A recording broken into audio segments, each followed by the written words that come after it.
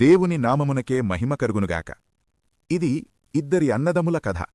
తల్లి గర్భంలో ఉన్నప్పుడే, జన్మించక మునుపే దేవునిచే నిర్ణయించబడిన కథ. చరిత్రలో నిలిచిపోయిన కథ. దేవునిచే ఎన్నుకోబడిన వ్యక్తి కథ. ఒక్క పూట ఆకలి తీరడం కోసం జ్యేష్ఠత్వాన్ని అమ్ముకున్న ఓ అన్న కథ. దేవుని ఆశీర్వాదాన్ని కోల్పోయిన వ్యక్తి కథ. ఇక్కడ ఒకరిది అవసరం, ఒకరిది అవకాశం. చివరికి నెరవేరింది దేవుని వాగ్దానం. ఇస్సాకు, రిబ్కా దేవుని నిర్ణయంతో జతపరచబడిన జంట. కాని అబ్రహాములాగా చాలా కాలం వరకు పిల్లలు లేరు. 20 సంవత్సరముల తర్వాత ఇస్సాకు దేవునికి విజ్ఞాపన చెయ్యగా దేవుడు కనికరించి గర్భాన్ని తెరిచాడు. రిబ్కా గర్భవతి అయ్యింది. కాని ఏదో అసౌకర్యంగా, ఏదో భరించలేనిదిగా ఉంది. ఎందుకంటే ఆ కవలలు తల్లి గర్భంలోనే పెనుగులాడుకుంటున్నారు. దేవుని యొద్ద విచారణ చెయ్యగా దేవుడు సత్యాన్ని బయలుపరుస్తాడు.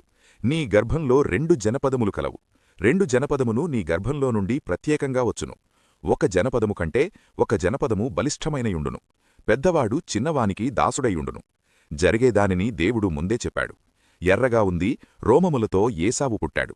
తన అన్న మడిమెను పట్టుకుని యాకోబు తల్లి గర్భంలో నుండి బయటకు వచ్చాడు. యాకోబు నున్నని చర్మం కలవాడు.